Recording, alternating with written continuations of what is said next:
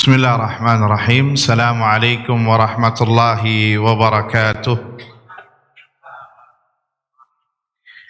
Alhamdulillahi rabbil alamin. Wabihi nasta'inu ala umuri dunya waddin. Wassalatu wassalamu ala ashrafil anbiya wal mursalin. Nabiyina wa habibina Muhammadin sallallahu alaihi wasallam wa ala alihi wa sahbihi wa sallama tasliman katsira ila yaumiddin, amma ba'd. Allahumma la sahla illa ma ja'altahu sahla wa anta taj'alul huzna idza syi'ta sahla. Rabbi shrah li sadri wa yassir li amri wahlul 'uqdatam min lisani yafqahu qawli. Allahumma inna nas'aluka ilman nafi'a wa rizqan tayyiba wa amalan mutaqabbala. Allahumma 'allimna ma yanfa'una wanfa'na bima 'allamtana wa zidna ilman ya rabbal alamin. Allahumma ahdina wa ahlana wa qaumana ila siratikal mustaqim. Allahumma aslih lana sya'nana kullah ولا تكلنا إلى أنفسنا طرفة أعين ولا حول ولا قوة إلا بالله أما بعد. Ikhwani wa akhwati fid din, hadirin wal hadirat yang semoga dirahmati Allah Subhanahu wa taala. Alhamdulillah, kita panjatkan puji syukur kepada Allah Subhanahu wa taala yang telah memberikan kepada kita semua limpahan nikmat dan karunia-Nya. Wabil khusus ni'matul iman wa ni'matul islam, nikmat kesehatan dan nikmat kesempatan, sehingga dengan izin Allah Subhanahu wa taala kita bisa berkumpul di salah satu rumahnya dalam rangka bertafaqquh fid din, mempelajari ilmu agama Allah Subhanahu wa taala. Yang mana kita berharap kita berkumpul di sini dalam rangka bertafaqquh fid din adalah sebagai pertanda Allah menginginkan kebaikan kepada kita semua di dunia dan di akhirat. Sebagaimana Nabi sallallahu alaihi wasallam bersabda, hadis yang diriwayatkan oleh Imam Al-Bukhari dan Imam Muslim dari jalan Muawiyah bin Abi Sufyan radhiyallahu anhu, "Man yuridillahu bihi khairan yufaqihu fid din." Barang siapa yang dikehendaki baik oleh Allah, maka Allah akan fahamkan urusan agamanya. Mau memiliki niat dan meluangkan waktunya untuk mempelajari ilmu agama, yang mana ilmu agama ini adalah tonggak keselamatan masing-masing dari kita semua di dunia dan di akhirat. Semoga kita masuk di dalam apa yang disabdakan Nabi sallallahu alaihi wasallam, ya, diberikan, dikehendaki baik oleh Allah Subhanahu wa taala di dunia dan di akhirat. Dan sebaliknya, kalau kita ingin melihat di dalam hadis ini, ya, mafhumul mukhalafah, pesan terbaliknya adalah barang siapa yang dikehendaki keburukan, maka Allah akan biarkan dia dalam kejahilan, tidak mau mempelajari ilmu agama, yang dengannya tidak bisa membedakan mana yang halal, mana yang haram, mana yang sunnah, mana yang bid'ah, mana yang diridhoi dan mana yang dibenci, mana yang dimurkai dan mana yang disukai. Itu semua tidak bisa dilakukan kecuali dengan menuntut ilmu agama. Bahkan Nabi sallallahu alaihi wasallam menyandingkan menuntut ilmu agama jalan pintas menuju surga. Nabi sallallahu alaihi wasallam bersabda, "Man salaka tariqan yaltamisu fihi ilman, sahalallahu lahu bihi tariqan ilal jannah." Barang siapa yang menempuh perjalanan dalam rangka untuk menuntut ilmu, yakni ilmu syar'i, maka Allah mudahkan jalannya menuju surga. Semoga ini adalah di antara sebab kita bisa meraih surga Allah Subhanahu wa taala. Allahumma amin. Salawat serta salam kita haturkan kepada Nabi kita Muhammad sallallahu alaihi wasallam, kepada keluarganya, kepada para sahabatnya, dan yang setia meniti di atas sunnahnya hingga hari kiamat kelak. Allahumma amin. Ikhwani wa akhwati fid din, azani Allah wa iyyakum. Tema yang akan kita angkat pada kesempatan pagi menjelang siang yang berbahagia ini adalah agar amalanmu berkualitas. Agar amalanmu berkualitas. Ini tema yang sangat menarik, yang patut untuk kita pelajari dan kita ketahui bersama, karena ya sejatinya kita hidup di dunia ini dalam rangka untuk beribadah kepada Allah Subhanahu wa taala. Tidaklah kita diciptakan di dunia ini melainkan dalam rangka berubudiyah, menghambakan diri kepada Allah Subhanahu wa taala. Bukan dalam rangka hanya mengisi perut saja. Ya, mencari, sebagian orang mengatakan mencari sesuap nasi dan sebongkah berlian. Ya, tapi dalam rangka untuk ya ubudiyah, beribadah kepada Allah. Allah Azza wa Jalla berfirman di dalam surat Az-Zariyat ayatnya 56 ya, antum bisa simak. Wa ma khalaqtul jinna wal insa illa liya'budun. Tidaklah aku ciptakan jin dan manusia kecuali untuk beribadah kepadaku, mentauhidkanku, yakni beribadah, beramal saleh untuk Allah Subhanahu wa taala. Ini tujuan utama Allah Subhanahu wa taala menciptakan kita di dunia untuk beribadah. Sehingga tatkala seorang hamba ya di dunia ini beribadah kepada Allah, maka itulah tujuan Allah menciptakan dia. Tatkala seorang hamba di dunia ini jauh dari kalimat ibadah, jauh dari jalur yang seharusnya dia beribadah, berubudiyah, menyembah diri kepada Allah, maka dia sungguh telah keluar dari jalur yang telah Allah gariskan. Ibarat kereta api itu anjlok dari relnya, Pak, kira-kira bisa berjalan? Tidak. Ibarat ikan dikeluarkan dari airnya, nggak bisa bertahan hidup. Makanya kita dapati orang yang hatinya kosong dari ibadah kepada Allah Azza wa Jal, yang jauh dari Allah Azza wa Jal, maka hidupnya nggak bertahan lama. Nggak bertahan lama, baru diguncang sedikit langsung ambil jalan pintas, yaitu dengan bunuh diri.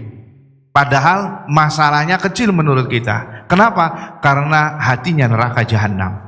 Karena hatinya panas, gersang, ya membutuhkan siraman, ya air yang segar, namun tidak didapatkan, sehingga mengakhiri hidupnya dengan cara yang tidak diridhai oleh Allah Subhanahu wa taala. Jauh dari kalimat bahagia karena dia tidak beribadah kepada Allah Subhanahu wa taala. Jadi ayuhal ikhwah, muqaddimah ini menunjukkan betapa urgensinya kita untuk beribadah kepada Allah Subhanahu wa taala. Dan seorang muslim dituntut untuk beribadah dengan baik, tidak hanya sekedar banyak, tapi dalam rangka untuk mendapatkan ibadah yang berkualitas di sisi Allah Subhanahu wa taala. Ya, Allah Azza wa Jalla berfirman di awal-awal surat Tabarak, surat Al-Mulk, ya tabarakalladzi biyadihil mulku wa huwa ala kulli syai'in qadir alladzi khalaqal mauta wal hayata liyabluwakum ayyukum ahsanu amala.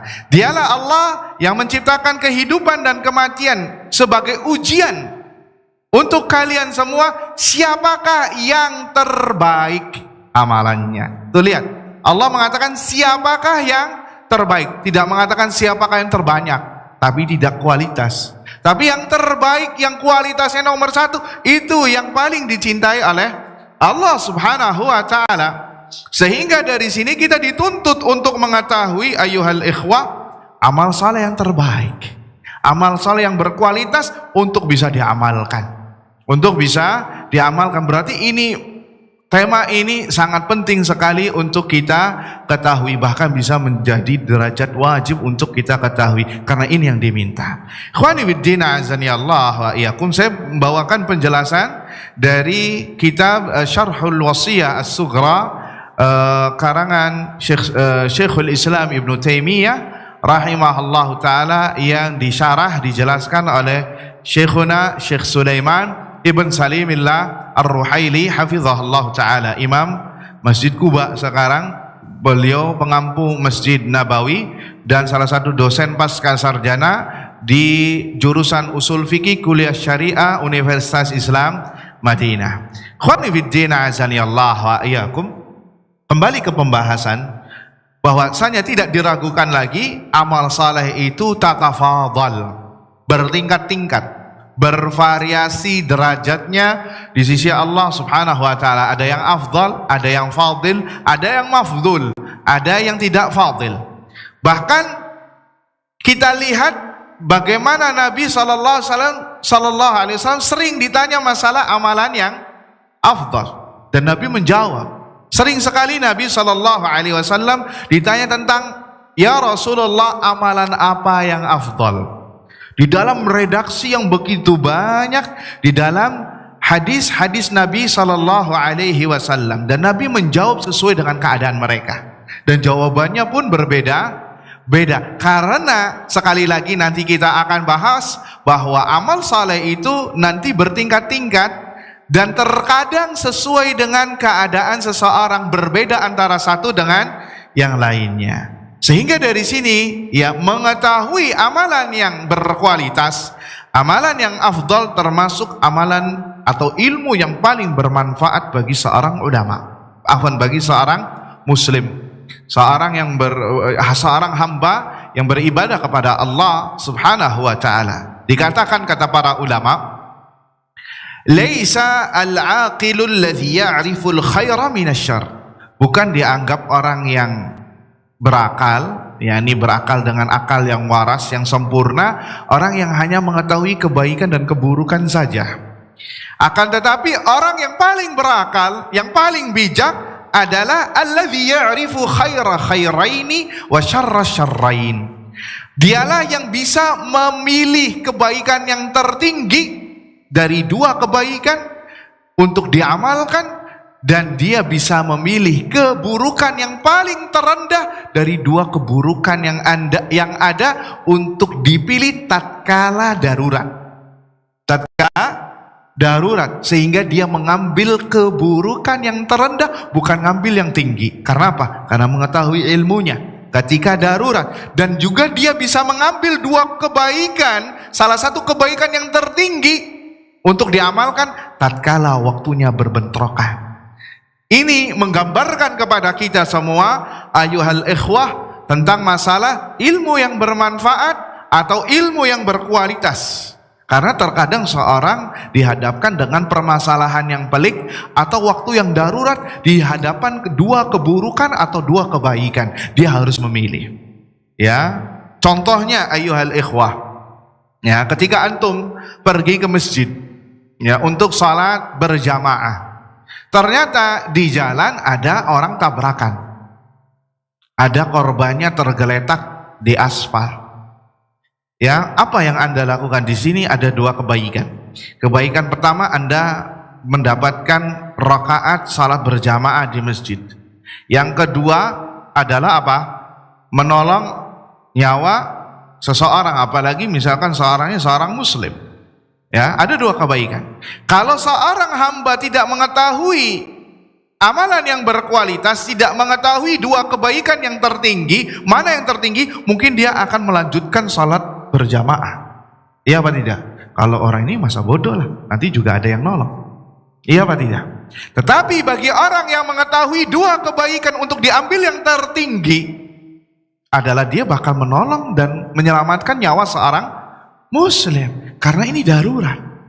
Ini dalam hitungan menit atau hitungan detik, jika terlambat bisa nyawa taruhannya. Tapi kalau sholat jika terlambat bisa antum ulangi, apalagi ini ada uzur syar'i. Nih, ini adalah sebuah kaidah yang dengannya kita bisa memilah dan memilih dan mengambil mana yang tertinggi untuk dilakukan dan mana yang terburuk, dan mana yang terendah dari keburukan tatkala waktunya itu berbenturan. Khani fiddin, azani Allah wa iyyakum. Ada beberapa poin yang seorang muslim wajib untuk mengetahui agar amalannya berkualitas. Ya, amalannya berkualitas di sisi Allah Subhanahu wa ta'ala. Poin yang pertama adalah amalan yang berkualitas di sisi Allah, dan ini tentunya sudah disepakati, tidak khilaf. Ya, kalau poin-poin berikutnya sesuai dengan keadaan hamba. Yang pertama ini sesuai syar'i dan semuanya wajib untuk mengamalkannya, adalah amalan yang afdal di sisi Allah, yaitu adalah amalan yang Allah wajibkan untuknya. Amalan-amalan fardu, amalan-amalan faraid yang Allah wajibkan kepada para hamba. Sehingga sebaik-baik yang dilakukan oleh seorang hamba mendekatkan diri kepada Allah Azza wa Jal, yakni Anda melaksanakan kewajiban yang Allah wajibkan kepada Anda. Hadisnya tidak asing bagi kita semua. Ayyuhal ikhwah, hadis qudsi, hadis yang diriwayatkan oleh Al-Imamul Bukhari rahimahullahu taala, dan ini ada di dalam Arba'in An-Nawawiyah kalau tidak salah nomor 38. Ya, Allah Azza wa Jalla berfirman, Nabi sallallahu alaihi wasallam bersabda, Allah Azza wa Jalla berfirman, hadis qudsi. Hadis qudsi adalah hadis yang dimana Nabi meriwayatkan firman dari Allah di selain Al-Quran, di selain Al-Quran. Ya, makanya hadis qudsi. Apa kata Allah Azza wa Jalla?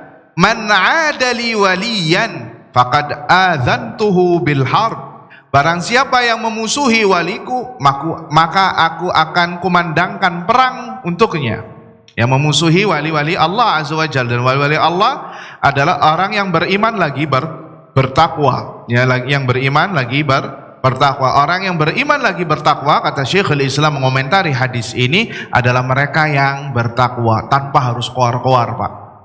Tanpa harus keluar-keluar di media sosial, saya wali dari wali Allah Azza wa Jalla, pakai seragam ditulis wali Allah Azza wa Jalla. Nanti ujung-ujungnya ini, iya apa tidak?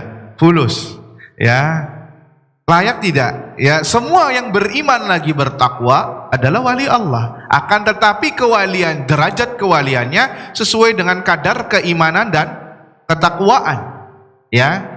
Kadar keimanan ketakwaan itu naik turun menurut mazhab dan pendapat yang raji, yang sahih dari Ahlus Sunnati wal Jamaah, naik turun. Begitu juga dengan kewalian. Sehingga kewalian kita itu sesuai dengan kadar keimanan dan ketakwaan. Ada yang kewaliannya 100%, ada yang 80%, ada yang 70%, ada yang 50%, bahkan ada yang 5%. Bahkan ada yang stuck di situ seperti isi dompet di pertengahan bulan. Iya, nunggu gajian, ya, sampai makannya mie instan mulu, ya. Ada yang seperti itu. Maka tidak etis kalau orang ngaku-ngaku saya wali dari wali Allah. Ya, pantas tidak? Lihat umat yang terbaik dari umat ini setelah Rasulnya Abu Bakar. Ada enggak Abu Bakar di ceramahnya atau di khutbahnya, saya wali min auliyaillah? Umar bin Khattab, saya wali dan dari auliyaillah. Ngomong di hadapan para sahabat yang lainnya. Tidak ada. Lah kok zaman sekarang berani amat ngomong kayak gitu? Iya enggak? Atau gini aja, antum mengatakan saya adalah orang yang paling bertakwa dan di antara kalian. Pantas tidak, Pak? Tidak pantas. Iya enggak? Atau saya mengatakan di sini, saya adalah orang yang paling bertakwa di antara kalian. Pantas tidak? Tidak pantas. Nah, sama seperti orang yang mengatakan saya wali dari wali Allah, seakan-akan saya ini adalah kecintaan Allah, kekasih Allah, ya, orang yang terdekat dengan Allah, orang yang paling bertakwa. Pantas tidak? Sungguh-sungguh sangat tidak pantas. Ya, berarti dia merekomendasikan dirinya sendiri. Fala tuzakku anfusakum, kata Allah. Jangan, ya, merekomendasikan, mensucikan diri sendiri. Ya, semua orang banyak melakukan perbuatan dosa, ya. Tapi bukan ini yang kita bahas, tapi nggak apa-apa sebagai faedah. Kata Nabi SAW, kata Allah Azza wa Jal, ini syahidnya, wa ma taqarraba ilayya abdi bisyai ahabbu ilayya mimma aftaradtu alaih. Dan tidaklah seorang hambaku bertaqarrub kepadaku ahabbu ilayya mimma aftaradtu alaih, lebih aku cintai daripada hal-hal yang aku wajibkan. Artinya bahwa tatkala seorang hamba melakukan amalan-amalan yang wajib, itu sangat dicintai oleh Allah Subhanahu wa ta'ala. Maka syahidnya ini, ya ikhwah, wa ma taqarraba ilayya abdi bi syai' ahabbu ilayya mimma aftaradtuhu alaihi. Tidaklah seorang hamba mendekatkan diri kepadaku, ya, dengan amalan yang aku wajibkan, itu lebih aku cintai. Sehingga kata para ulama, amalan yang paling dicintai oleh Allah adalah al-faraid, amalan yang wajib. Amalan yang wajib ini nomor satunya, Pak. Grade A-nya nomor 1, tidak boleh ada yang menandingi ini. Ini sudah menjadi harga, sudah menjadi hal yang baku. Kalau bahasa sekarang, harga mati. Nggak boleh ada yang melebihi dari ini. Hal yang wajib itu nomor satu. Sehingga la yajuzu lil insan, termasuk kesalahan seorang hamba, yakni yashtagil bin nawafil anil faraid, melakukan amalan-amalan yang sunnah sampai menyanyiakan yang wajib. Ini banyak, nanti kita sebutkan kasusnya, ya. Sehingga yang harus dinomorsatukan adalah amalan yang wajib terlebih dahulu. Kalau amalan yang wajib sudah dilakukan, baru setelah itu amalan yang sunnah. Sunnah di sini sunnah menurut ulama fikih, apabila dikerjakan mendapatkan pahala, apabila tidak dikerjakan tidak mendapatkan apa-apa, walaupun dia luput darinya pahala yang besar. Sebagai contoh kasus, Nabi menerapkan konsep ini dalam sebuah hadis yang diriwayatkan oleh Al-Imamul Muslim. Idza uqimatis salatu fala salata illal maktubah. Apabila salat 5 waktu, salat fardu didirikan, iqamah, ya, maka fala salata, tidak boleh ada salat kecuali salat apa? Salat maktubah. Artinya bahwa siapapun yang sedang salat harus dibatalkan salat sunnah, atau pekerjaan apapun harus segera diselesaikan, dihentikan, segera langsung salat bersama imam, ya. Bahkan di dalam lafaz Bukhari, idza uqimatis shalah, apabila salat 5 waktu sudah ditegakkan, ya, dan sudah menjadi wajib, fala salata illal maktubah, maka tidak boleh, tidak ada salat kecuali harus bagi dia salat wajib bersama imam, ya. Ini sebagai menunjukkan satu konsep kepada kita semua, amalan wajib ini yang paling dicintai oleh Allah, sehingga harus dinomorsatukan.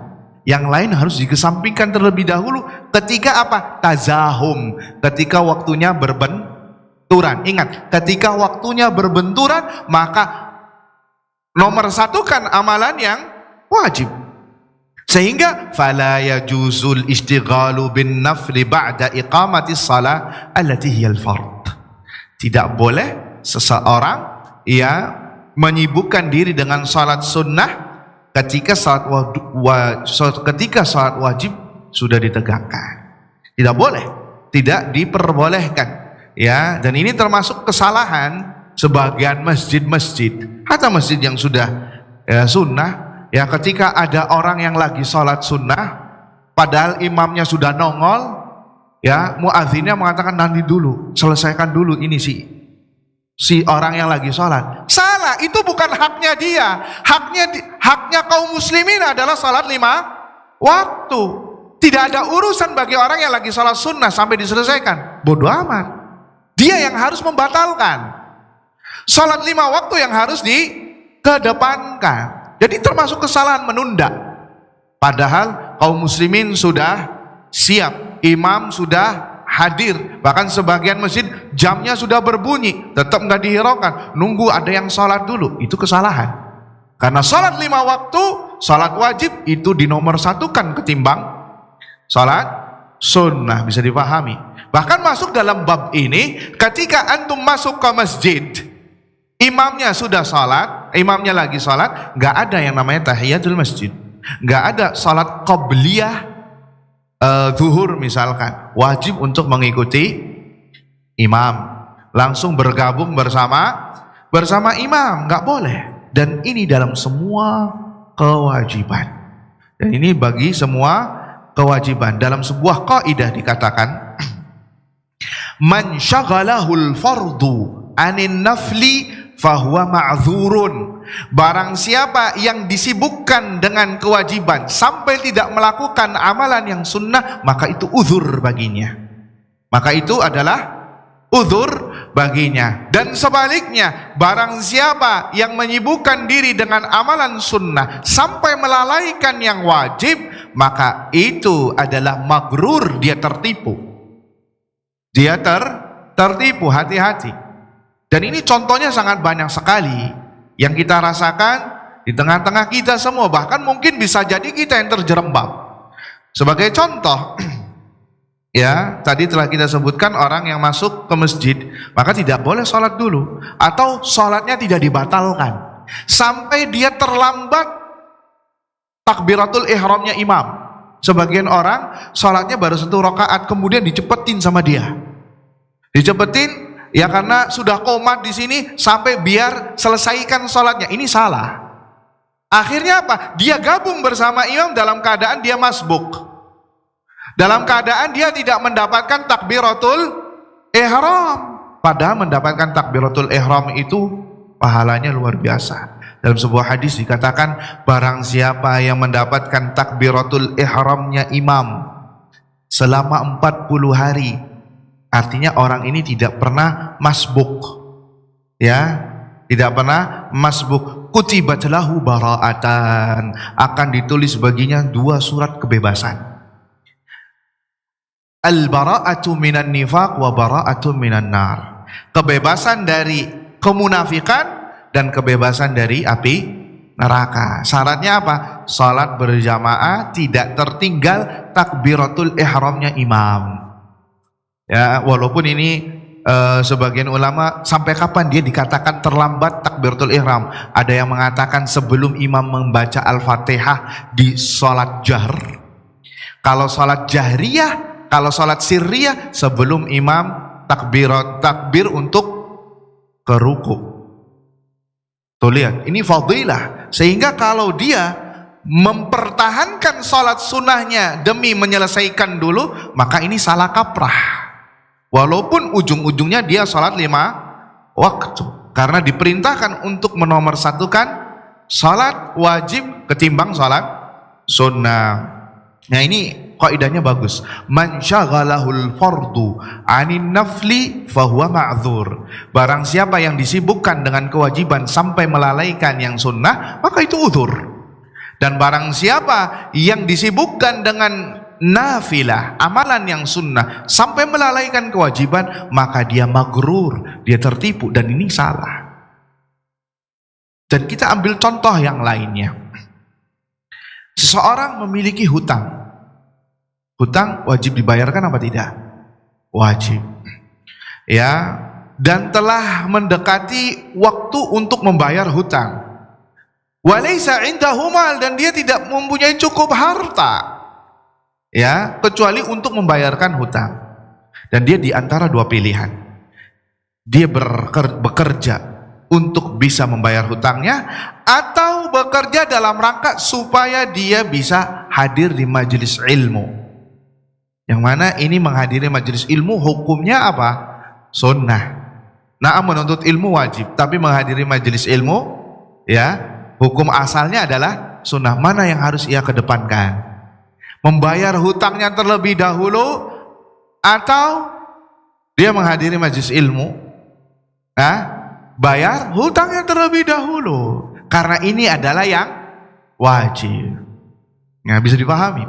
Dan menunda-nunda bayar hutang itu kata Nabi SAW adalah ditulis sebagai kezaliman.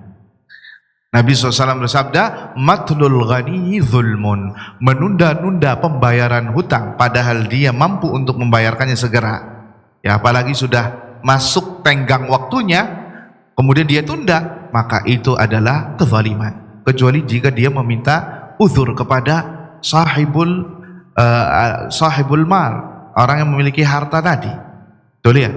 Kenapa? Karena ini adalah bagian dari kewajiban. Tapi contoh berikutnya, kita ambil banyak contoh biar lebih paham kaidah ini. Ya, sebagai contoh, orang memiliki nafkah yang wajib. Nafkah yang wajib ini adalah nafkah kepada keluarganya, kepada anak istrinya. Tapi dia ingin menyumbang donasi. Dia disuruh milih, mau ngasih nafkah yang wajib atau sodakoh yang sifatnya sunnah. Mana yang harus utamakan? Nafkah yang wajib. Tatkala nafkah yang wajib ia lalaikan demi untuk bisa sodakoh yang sunnah, maka dia telah berdosa karena telah melalaikan yang wajib. Bisa dipahami ya ikhwah? Ini kalau kita pahami kaidah ini sangat banyak sekali contohnya. Contoh berikutnya di bulan Ramadan, Pak. Ya, di bulan Ramadan. Orang Salat tarawih itu nggak mau ketinggalan. Sahih walalah? Benar sekali, apalagi awal Ramadan. Salat tarawih nggak mau ketinggalan, hatta takbiratul ihramnya imam pun ya rela datang sebelum azan isya. Bagus. Tapi lihat, salat zuhur di awal Ramadan, apakah seramai orang yang salat tarawih? Ya, bahkan sebagian kaum muslimin yang berpuasa tidurnya di siang hari demi salat malamnya nggak ngantuk. Salat tarawihnya nggak ngantuk. Zuhur, asar dijama. Ya. Dijamanya jam 4:30 mendekati buka puasa. Supaya apa? Supaya salat tarawihnya nggak ngantuk karena imamnya baca 1 juz. Tuh lihat, dia mengedepankan sesuatu yang sunnah sampai mengorbankan yang wajib. Ini termasuk kesalahan. Ini termasuk kesalahan. Dan sebagian lagi ada yang sholat isyanya di rumah, sholat tarawihnya di masjid. Ya, saya pernah terlambat sholat isya, ya karena di jalan, ke masjidnya kecil, musolanya kecil, sehingga full nggak bisa kecuali harus sholat yang kedua. Saya berkata kepada orang, Pak, ayo sholat isya. Oh, saya sudah sholat isya di rumah. Lah terus saya di sini sholat tarawih. Sholat tarawihnya berjamaah, ya. Tapi sholat isya yang itu adalah kewajiban bagi laki-laki di mana? Di rumah, bukan di masjid. Dan ini termasuk konsep yang salah yang kita singgung. Seharusnya sholat isya juga di masjid, baru setelah itu sholat tarawih. Hati-hati. Begitu juga salat malam tahajud. Antum bangun jam 2, setengah 3, tapi subuhnya waktu syuruk. Waktu syuruk sebelum berangkat ke kantor. Dengan dalih saya ikut kayak Nabi. Gimana? Setengah jam atau sebelum masuk subuh tidur berbaling, ternyata bablas. Ya, bangunnya pas masuk syuruk. Nah, ini termasuk dia menyibukkan yang sunnah dan melalaikan yang wajib. Hati-hati, jangan sampai terjebak setan. Ya, pintu setan ini Pak macam-macam Pak. Banyak setan itu kita aman dari jebakan setan dari amal maksiat. Tapi ada yang tidak aman dari jebakan setan, yakni menyibukkan diri dari yang sunnah sampai melalaikan yang wajib. Ini banyak yang tidak merasa sadar terhadap godaan syaitan. Disebutkan di sini kata para ulama, inna syaitana yas'a li an yushgilal muslima bidunyahu an dinihi. Sesungguhnya syaitan itu antusias untuk menyibukkan seorang muslim dari dunianya sehingga tidak mau memperhatikan agamanya, tidak mau memperhatikan perkara agamanya. Dan ini banyak yang terjerembab. Fa idza lam yastati, kalau setannya nggak berhasil untuk menjebak manusia dari bab ini, sa'ali an yushghilahu bin nawafil anil faraid, maka setan akan menghiasi, menyibukkan seorang dengan amalan-amalan yang sunnah ketimbang amalan yang wajib sampai melalaikan yang wajib. Contohnya sholat malam, dia bangun jam 3, sholat 11 rakaat, bagus, tapi subuhnya ketinggalan. Sampai sempat kemarin kita dengar ada kabar orang yang sholat gerhana kan kemarin jam berapa? Jam 1, ya, jam 1, selesai jam setengah 2, jam 2, ada yang sebagian setengah 3, ternyata subuhnya jam 9. Subuhnya jam berapa? Jam 9. Lihat, dia berusaha menyibukkan dengan amal. Sholat gerhana baik, bagus, afdal, dan itu yang dianjurkan. Tapi ya subuhnya juga jangan kelewatan. Jangan sampai ya ibarat bangunan, ya pondasi tiangnya ini sudah mulai rapuh, tapi kita sibuk membenehi genteng, membenehi atap. Padahal kalau pondasinya nggak segera diperbaiki, bangunan ini akan roboh. Tapi dia sibuk dengan gentengnya yang bocor cuma 1, bocor 1, 2, yang seharusnya kalau ditinggalkan sedikit atau memprioritaskan ini tidak akan memberikan madharat yang besar. Ternyata ya seperti itu, ternyata pondasinya rubuh. Kenapa? Karena dia melalaikan yang wajib. Dan ini pernah terjadi di zaman Umar ibn Khattab radhiyallahu anhu. Di antara kebiasaan Umar ibn Khattab radhiyallahu anhu kadang mengabsen kaum muslimin yang enggak salat subuh. Karena beliau imamnya. Begitu assalamualaikum kan menghadap ke makmum. Kelihatan nih siapa yang enggak hadir, siapa yang enggak hadir. Akhirnya ternyata beliau ini tidak melihat Sulaiman. Ya, di sini tidak disebutkan Sulaiman siapa. Akhirnya pas jalan ke pasar ketemu sama istrinya. Ya, saya tidak melihat Sulaiman di masjid tadi saat subuh. Kemana?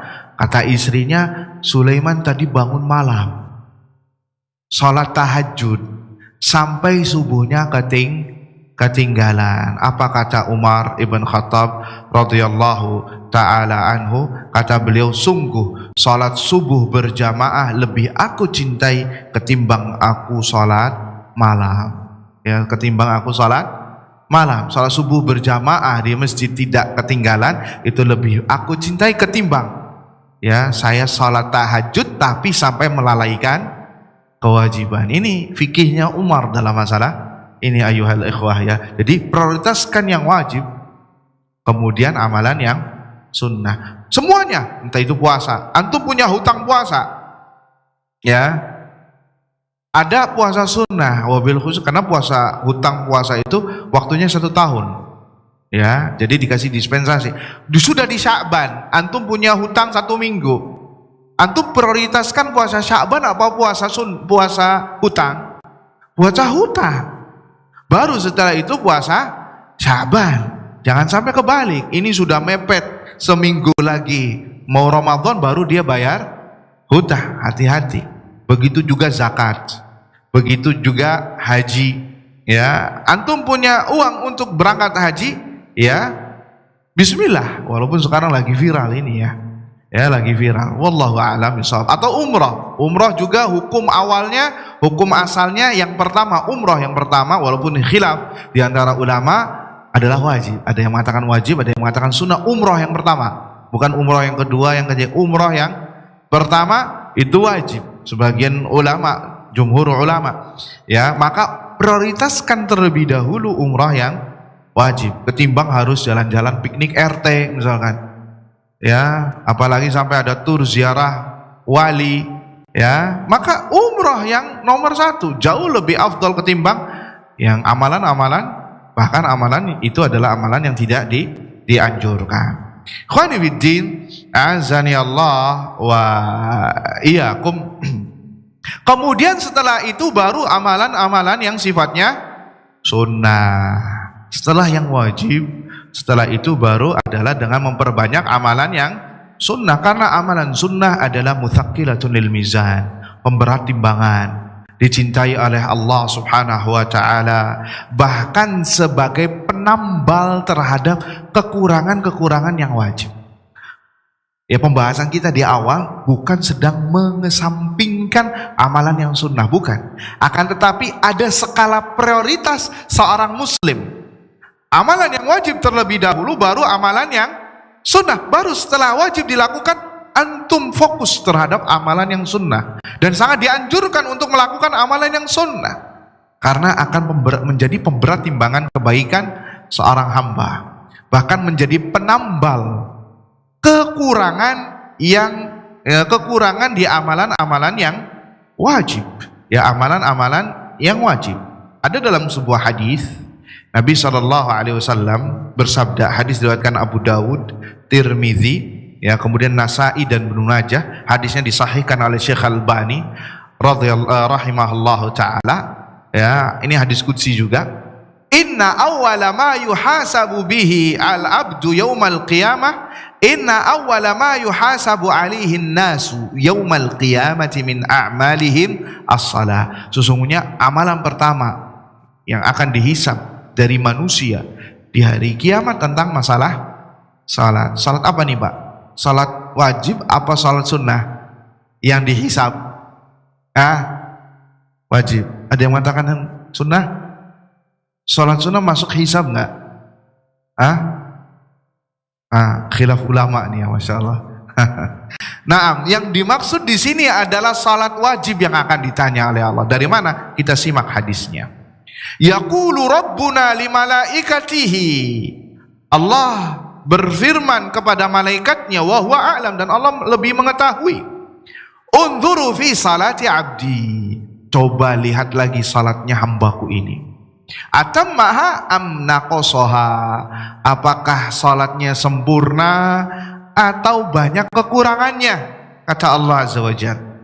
Ya, dari segi khusyuknya, dari segi ikhlasnya, dari segi tumakninahnya, dalam segi hudurul qalb, kehadiran hati, ya, itu ditimbang sama Allah.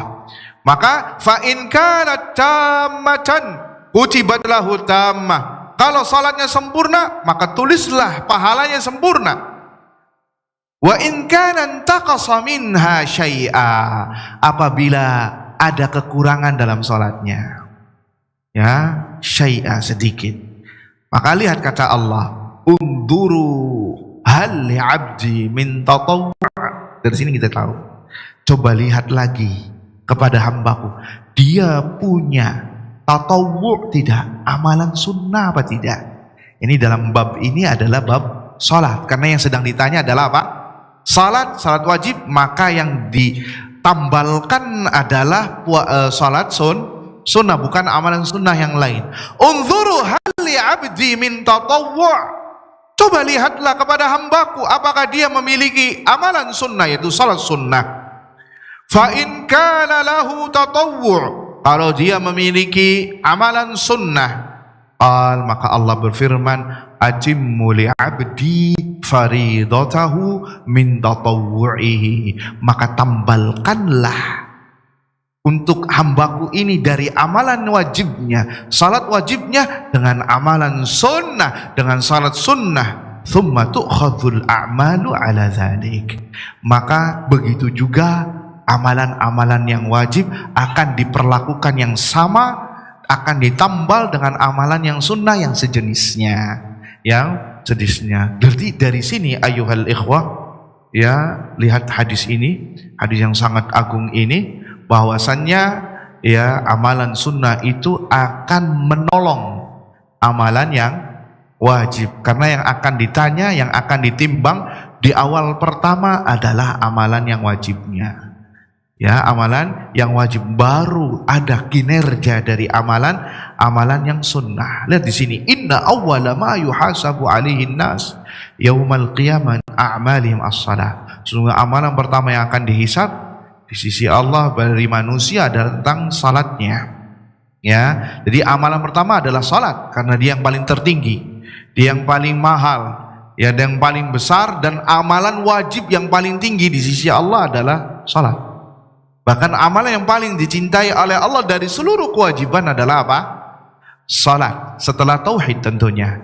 Setelah tauhid kepada Allah Subhanahu wa taala. Jadi ini penting sekali ayuhal ikhwah untuk, ya, memperbanyak, ya, amalan-amalan yang sunnah dalam rangka untuk menambal amalan-amalan yang wajib. Begitu juga dengan, ya, salat yang lainnya. Salat sunnah di sini seperti salat sunnah rawatib, ya, salat tahiyatul masjid, walaupun ini khilaf di antara ulama. Salat tahiyatul masjid ada dua pendapat. Pendapat yang pertama mengatakan wajib, pendapat yang kedua mengatakan apa?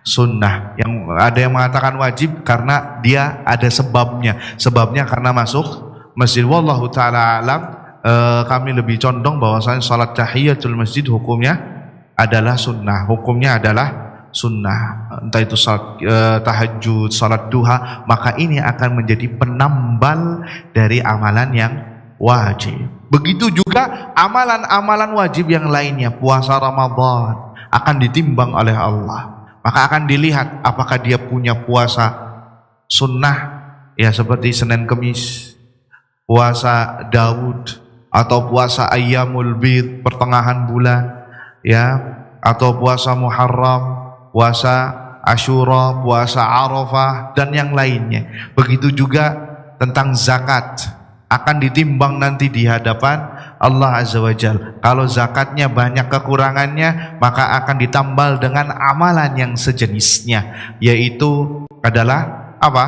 Sedekah, yaitu sedekah yang sifatnya sunnah. Begitu juga haji. Haji yang pertama itu yang wajib. Haji yang pertama itu wajib. Maka jika hajinya banyak kekurangan, akan ditambalkan lagi jika dia memiliki kemampuan, dia diberi kesempatan oleh Allah untuk haji berikutnya, maka itu hukumnya sunnah, maka akan ditambalkan dengan haji berikut dan amalan-amalan yang lainnya.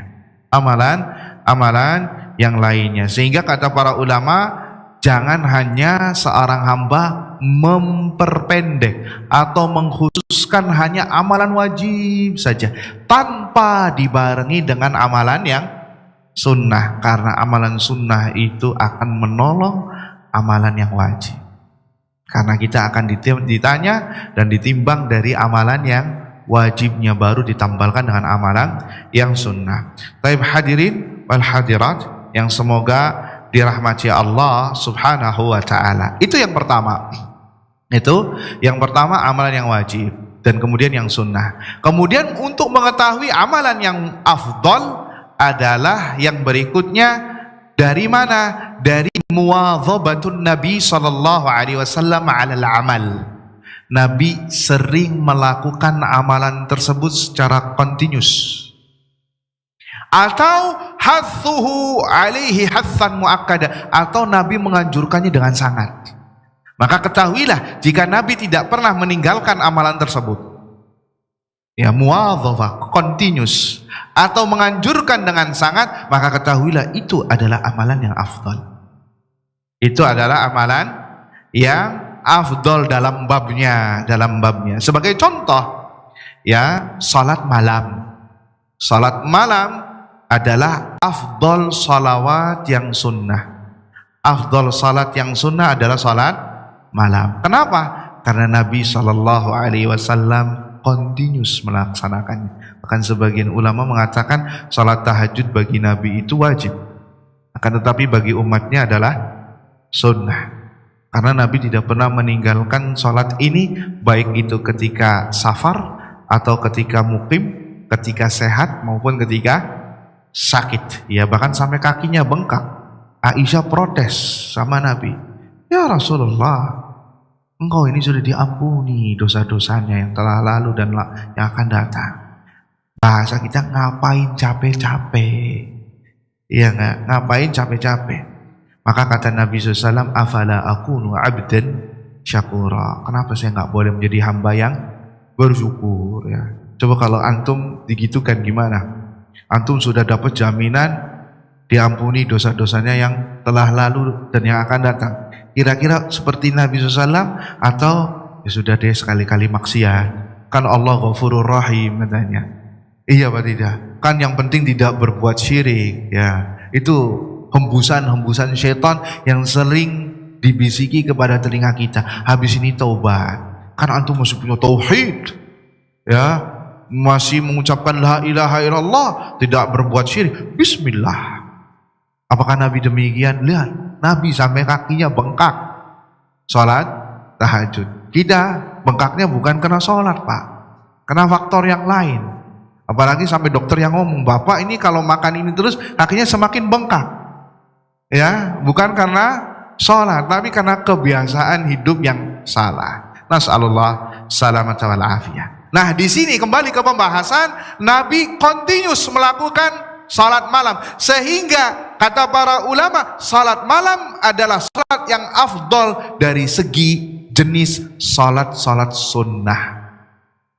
Salat-salat sunnah. Apalagi Nabi pernah mengucapkan juga, ngasih rekomendasi untuk kita, menganjurkan untuk salat malam. Afdalus salati ba'dal fariḍah salatul lail. Salat yang afdal setelah salat wajib. Tuh lihat, setelah salat wajib, ingat, bukan wajibnya yang ketinggalan, yaitu salat malam. Salat malam. Salat malam itu dikerjakan setelah Isya. Ya, salat malam itu dari mulai ba'da Isya sampai apa? Sampai subuh. Afdalnya dikerjakan di sepertiga malam terakhir. sepertiga malam terakhir. Bagaimana kita bisa mengetahui sepertiga malam terakhir? Caranya adalah kita mengetahui waktu maghrib dan waktu subuh. Kemudian dihitung berapa waktunya, berapa jam, dibagi menjadi 3. Misal subuhnya 4:30, maghribnya jam 6. Berarti berapa jam dari jam 6 sampai 4:30? Berapa jam, Pak? 11:30. Berapa? 11:30. Anggap aja jam 11 ya, anggap aja 11 jam. Bagi 3. Berarti dapatnya berapa? 3,5 jam ya? 3,5 jam. Berarti 3,5 jam dari subuh mundur ke belakang. Jadi misalnya jam 2:30, 2:30, 2:30, 2:30, 2:30 ya, 2:30 berarti jam 1:30 itu sudah masuk sepertiga malam terakhir. Itu cara menentukan sepertiga malam terakhir. Ya, bukan jam 12, salah. Sebagian orang menetapkan jam 12 salah. Dan itu perlu kita ketahui karena waktu malam, waktu maghrib dan waktu subuh maju mundur. Iya apa tidak? Ya, maju mundur. Maka dengan sebab itu kita bisa tahu karena sepertiga malam terakhir adalah malam terbaik seorang hamba bermunajat kepada Rabb, kepada Allah. Bahkan doa yang dipanjatkan itu ibarat busur yang melesat, panah yang melesat dari busurnya tidak bakal meleset, akan mengenai sasaran. Kata Imam Syafi'i, apakah engkau meremehkan doa yang dipanjatkan di sepertiga malam terakhir? Sesungguhnya doa yang dipanjatkan di sepertiga malam terakhir ibarat panah yang meleset dari busurnya, tidak bakal meleset. Ya, afdolnya adalah dengan sholat, afdolnya adalah berdoa, afdolnya adalah membaca Al-Quran, afdolnya adalah beristighfar. Ini semua amalan ini empat-empatnya afdol tatkala dikerjakan di sepertiga malam terakhir. Nanti kita akan sebutkan kalau bertabrakan Ustaz, udah mepet nih mau subuh, apa yang harus dikerjakan, nanti akan dibahas insya Allah. Intinya 4 poin ini. Kenapa? Di sepertiga malam terakhir. Dan apalagi Allah Subhanahu wa ta'ala turun di langit, ke langit dunia di setiap sepertiga malam terakhir. Nabi SAW bersabda, Allah Azza wa Jalla berfirman, Nabi SAW bersabda, yanzilu rabbuna ila sama'id dunya hina yabqa thuluthal lailil akhir. Sesungguhnya Rabb kita turun ke langit dunia di setiap sepertiga malam terakhir. Tulis, di setiap sepertiga malam terakhir ketika kita masih jadi bangkai tidur. Ya, yaqulu rabbuna, kemudian Rabb kita berkata, man yastaghfiruni fa'aghfiralah, siapa yang memohon ampun kepadaku akan aku ampuni. Man yad'uni fa'astajibalah, siapa yang berdoa kepadaku akan aku kabulkan. Wa man yas'aluni fa'u'tiyalah, dan siapa yang meminta kepadaku akan aku berikan. Ya, hadis ini hadis riwayat Muslim. Hadisnya sahih walaupun membuat gerah ahlu bid'ah yang mentakwilkan sifat, yang mengatakan enggak, kalau kita mengatakan Allah turun ke langit dunia berarti Allah butuh tempat. Ya, enggak butuh tempat. Terus bumi itu kan waktunya malam itu kan muter terus. Sepertiga di Jakarta, nanti sepertiga lagi di waktu India, sepertiga lagi di waktu Emirat, sepertiga lagi waktu Saudi, sepertiga lagi waktu Mesir. Berarti kapan nyampe di arsnya? Nah itu syubhat.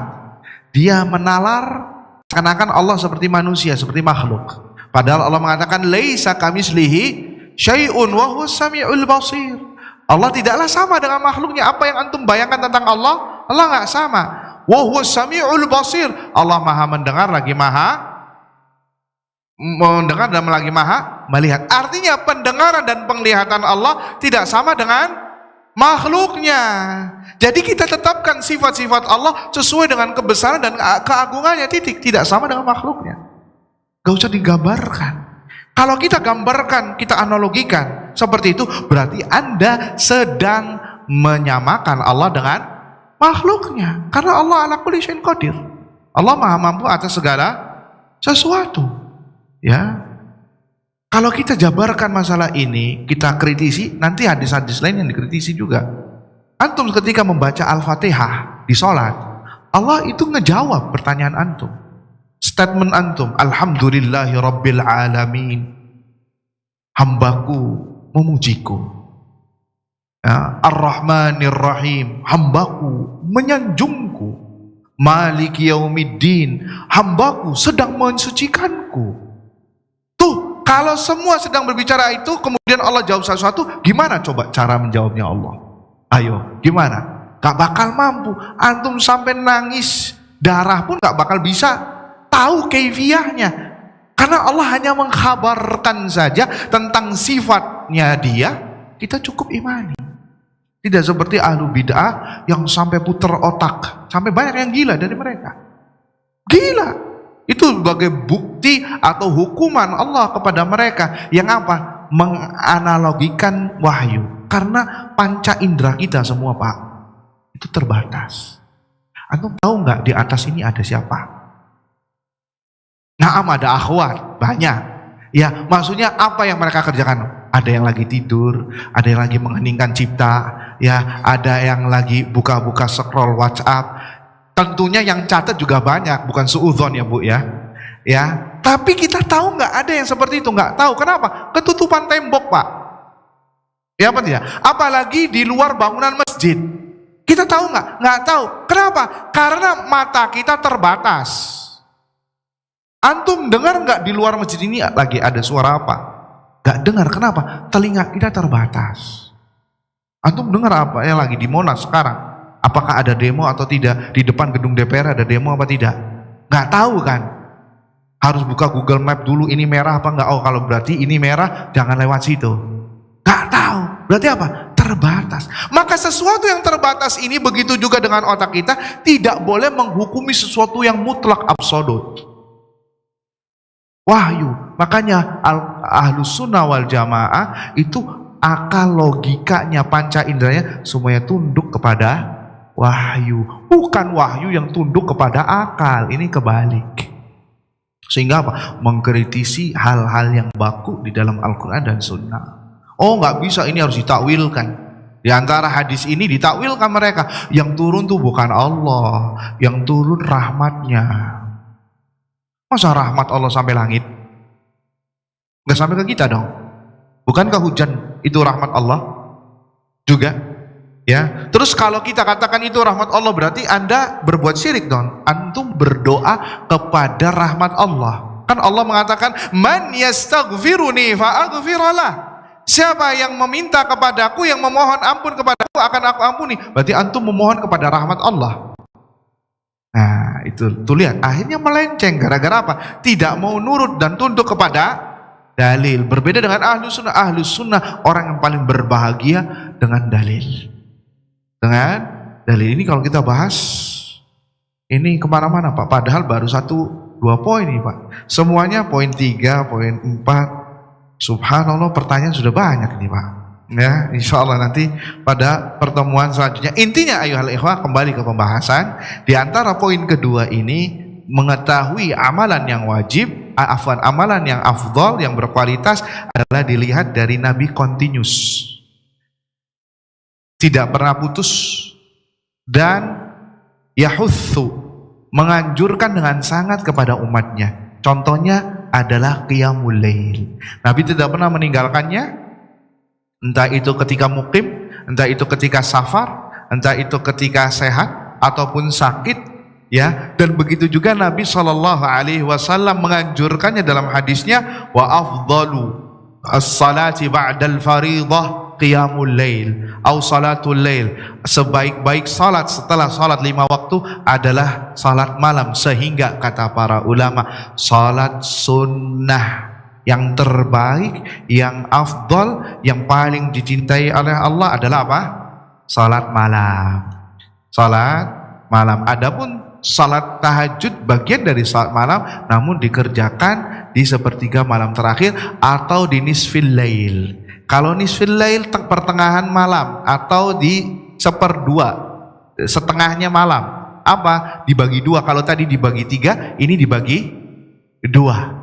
Ya, tadi 11 jam dibagi 2. Ya, 11 jam, ya berarti sekitar 6 jam sebelum subuh, dan afdolnya adalah di sepertiga malam terakhir. Wallahu taala a'lam bishawab. Ini baru poin yang kedua, poin ketiga, keempat, dan yang kelima. Insyaallah jika ada kesempatan berikutnya kita lanjutkan insyaallah taala. Tapi pertanyaannya subhanallah ini sekebon ya Pak ya, Masya Allah. Dan ada yang tulisannya kayak dokter bedah ini Pak.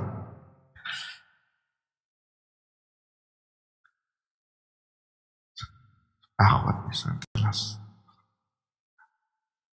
karena suatu hal. Ustadz, kalau untuk akhwat misalkan telat sholat zuhur karena suatu hal, yakni bisa jadi uzur syar'i misalkan, bolehkah tetap melaksanakan qobliyah dahulu baru sholat wajibnya, atau langsung sholat zuhur saja? Jazakallah khairan.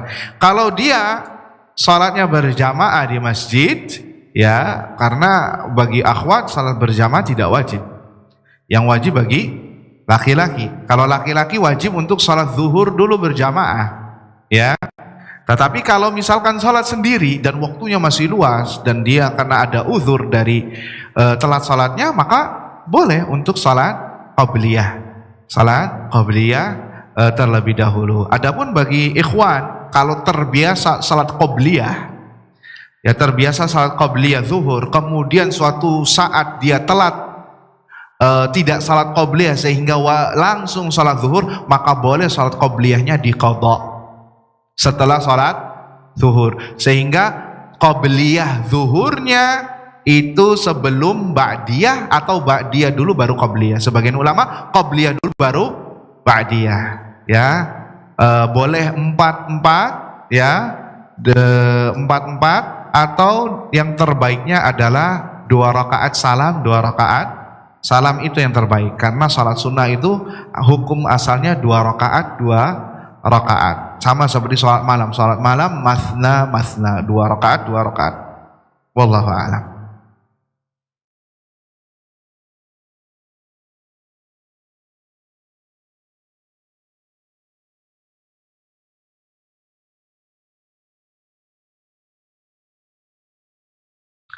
Di sini ada yang bertanya tentang salat rawatib mendapatkan rumah di surga. Na'am, benar, ya. Barang siapa yang menjaga 12 rakaat dalam seharinya, maka Allah bangunkan rumah di surga. Bangunkan rumah di surga 12 rakaat, qobliyah zuhur 4 rakaat, kemudian ba'diyah berapa? 2 rakaat, sudah 6, kemudian 2 rakaat setelah maghrib sudah 8, 2 rakaat setelah Isya sudah 10, kemudian 2 rakaat sebelum subuh, 2 rakaat sebelum subuh, maka semuanya jumlahnya berapa? 12 rakaat. Barang siapa yang menjaga salatnya 12 rakaat, maka Allah bangunkan rumah di surga. Sebagian riwayat ada ba'diyah 4 rakaat subuh, 4 rakaat zuhur. Dalam sebuah hadis sahih, barang siapa yang sholat 4 rakaat sebelum zuhur dan 4 rakaat setelahnya, maka Allah haramkan baginya neraka. Allah haramkan baginya neraka. Ada tambahan di sini. Jadi afdol, ya 12 itu afdol, 14 juga lebih afdol. Ada plus tambahannya, diharamkan masuk neraka. Kemudian 2 rakaat sebelum subuh lebih baik daripada dunia dan seisinya. Kalau 2 rakaat sebelum subuh itu lebih baik daripada dunia dan seisinya, bagaimana lagi dengan subuhnya? Ya, bagaimana lagi dengan subuhnya? Ini jauh lebih afdal. Wallahu taala a'lam bishawab. Sementara salat sunnah terangan. Naam, selain salat sunnah secara umum akan menutupi kekurangan. Dia bertanya di sini bagaimana dengan salat sunnah yang menutupi kekurangan salat wajib. Ini maaf tulisannya seperti bikin resep dokter, ya. Jadi agak kurang paham memahaminya. Intinya naam, kinerja salat sunnah itu menutup kekurangan, akan pemberat timbangan, ya. Kemudian tadi fadilahnya akan dibangunkan rumah di surga khusus bagi salat rawatib. Khusus bagi salat rawatib. Adapun salat sunnah secara umum memiliki fadilah yang lain, ya, memberat memberat timbangan. Subhanallah. Ini banyak yang curcol juga.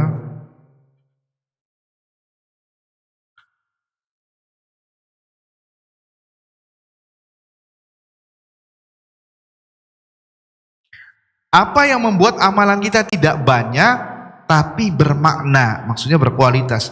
Dan bagaimana cara memastikan amalan kita tidak sia-sia? Ya dengan belajar. Ya makanya kita bahas ini. Baru 2 poin Bu, ya atau Bapak ya. Nanti 3, 4, 5-nya insya Allah pada pertemuan berikutnya. Di antaranya saya bocorin dulu ya. Saya kasih contoh judulnya adalah tadi muwadhabah, Nabi continuous dan menganjurkan. Yang kedua, kemampuan manusia untuk istiqomah. Karena ada orang yang beramal cuma sehari 2 hari, habis itu berhenti. Nah yang istiqomah itu yang afdol baginya. Kemudian yang ketiga, waktunya yang tepat. Waktunya yang tepat. Seperti apa? Waktu ini dibagi 2. Ada waktu amalan, ada waktu bagi si pelaku amalan. Waktu amalan sebagai contoh ketika azan. Apa yang terbaik ketika azan? Menjawab azan. Menjawab azan adalah terbaik ketimbang Anda mengucapkan la ilaha illallah sebaik-baik zikir. Karena ini waktunya, momennya. Atau ketika antum kapan nih bertanya kapan terbaik membaca Al-Quran? Maka yang terbaik ketika antum baca Al-Quran tatkala antum bacanya ketika fresh, ketika lagi tidak banyak pikiran. Kapan? Ba'da subuh. Berarti ba'da subuh adalah afdol bagi antum untuk baca Al-Quran sebagai contoh. Kemudian yang keempat, yang kelima, taksirul amal. Amalan yang memiliki pengaruh yang signifikan dalam hati. Sebagaimana contohnya sholat. Sholat kata Allah tanha anil fahsya wal munkar, mencegah dari perbuatan keji dan mungkar. Tapi nyatanya ada orang yang sholat berzina, minum khamar. Ada yang sholat korupsi. Apakah sholatnya yang salah atau orangnya yang salah? Orangnya yang salah. Berarti sholatnya yang dia lakukan tidak benar. Karena kalau sholat yang benar itu akan tanha anil fahsya wal munkar. Ada yang 100%, ada yang 70%, ada yang 50%, ada yang 5%. Kata netizen ada yang imannya setipis tisu. Iya enggak? Sehingga amalan yang dia lakukan hanya sekedar gerakan saja tapi tidak masuk ke hati. Nah, amalan yang afdal yang masuk ke hati, yang sampai memiliki pengaruh signifikan di dalam hatinya, itu yang baik. Kemudian yang terakhir, karena al-qudrah wal ajz, kemampuan dan al-ajz, ketidakmampuan. Ada yang hobinya puasa sunnah Senin Kemis, ada yang hobinya puasa Daud. Secara umum puasa Daud sama puasa sunnah afdal mana? Puasa Daud karena jumlahnya lebih banyak. Itu secara jenis, tetapi berbeda kepada orangnya. Ada orang ternyata afdolnya bagi dia Senin Kemis. Kenapa? Karena dia mampunya di Senin Kemis, nggak mampu di puasa Daud. Ketika antum nyuruh ke puasa Daud nanti tidak dilakukan, Senin Kemis nanti ditinggalkan. Kenapa? Karena antum menyepelekan puasa Senin Kemis. Nah, ini berkaitan dengan kemampuan dan berkaitan dengan ketidakmampuan. Nanti dia dapat 2 pahala. Pahala dia melaksanakan Senin Kemis, pahala karena dia tidak mampu untuk puasa Daud dan dia punya niat untuk bisa puasa Daud, maka dapat 2 pahala. Ini al-qudrah wal ajz. Nanti insya Allah kita akan panjang lebarkan masalah ini insya Allah ta'ala.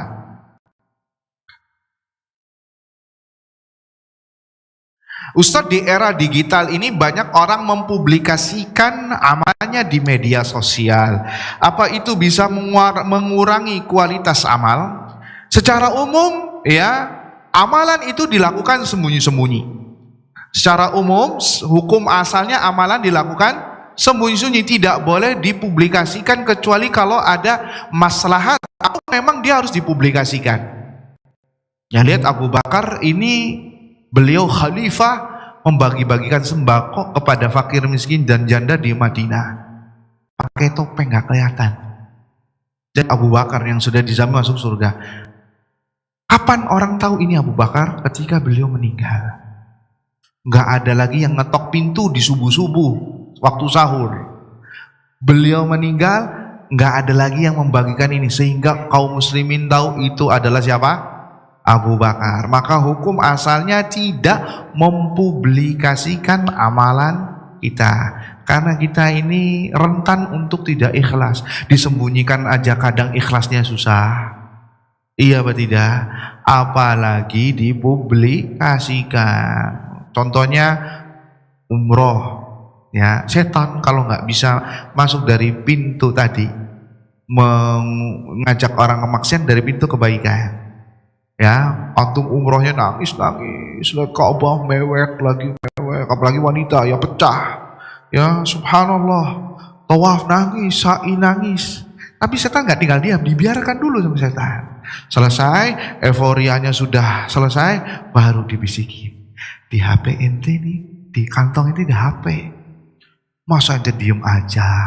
Kabarkan ke seluruh dunia, ente lagi ada di depan Ka'bah. Kabarkan, ente lagi Ka'bah loh. Orang sekarang mau umroh susah loh, apalagi haji. Ente haji lagi, furoda lagi. Wah, kurang apa ente? Kan?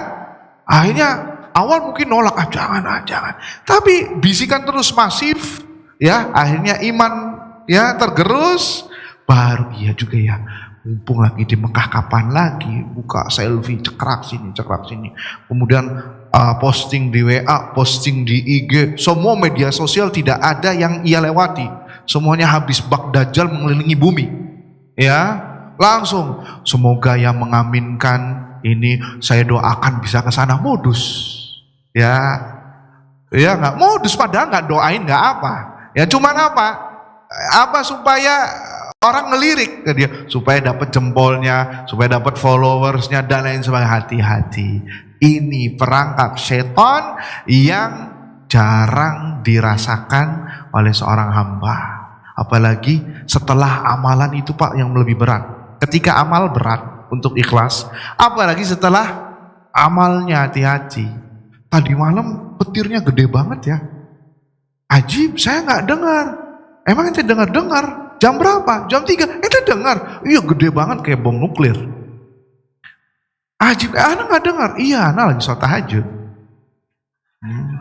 Oh, masya Allah.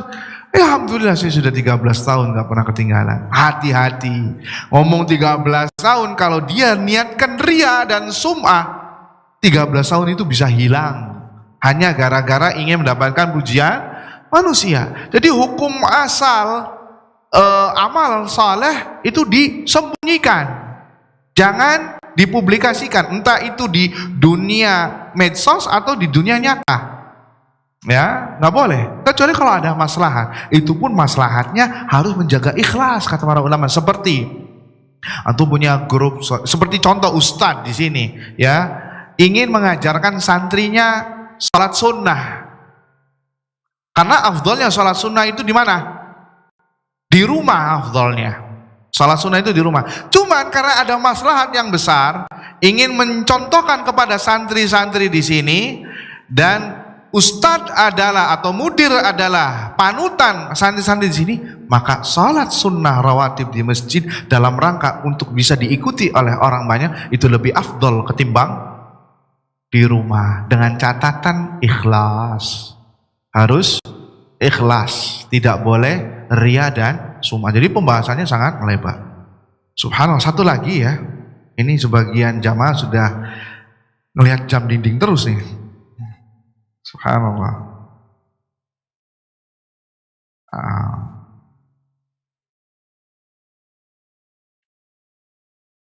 Apabila kita ketiduran dan belum melaksanakan salat isya, lalu terbangun di waktu tahajud, apa boleh kita salat isya lalu dilanjut dengan salat tahajud? Kalau antumnya ya, kenapa ketiduran? Kenapa harus ditanya dulu? Kenapa tidur di waktu isya atau di setelah maghrib? Karena dilarang sama Nabi SAW. Salat itu dilarang untuk tidur kecuali setelah salat isya. Makanya antum tidur aja ini perlu dipertanyakan. Katakan kalau misal karena ketiduran, kalau ketiduran itu berarti tidak sengaja. Berbeda, bisa jadi tidur di kursi, Subhanallah, tidur di kursi 5 jam ini lehernya nggak sakit apa? Katakan jika ketiduran tidak disengaja dan itu mudah-mudahan uzur syar'i, maka dimaafkan. Tapi kalau sudah menyengaja, misalkan menyengaja ini dia tidak menyalakan alarm misalkan, iya nggak? Berarti ini kan menyengaja. Sama seperti orang nggak mau sholat subuh tepat waktu, sholat subuhnya 6:30. Kenapa? Dia nggak nyalain alarm, maka berdosa. Seperti ini. Ya, kalau ketidurannya tidak disengaja, ya, atau karena pengen tidur 5 menit ternyata bablas, maka yang seperti ini mudah-mudahan dimaafkan. Ya, tetapi kalau disengaja, maka dia sholat keluar pada waktunya. Karena sholat isya itu sampai pertengahan malam. Pertengahan malam kurang lebih mungkin sampai jam 11.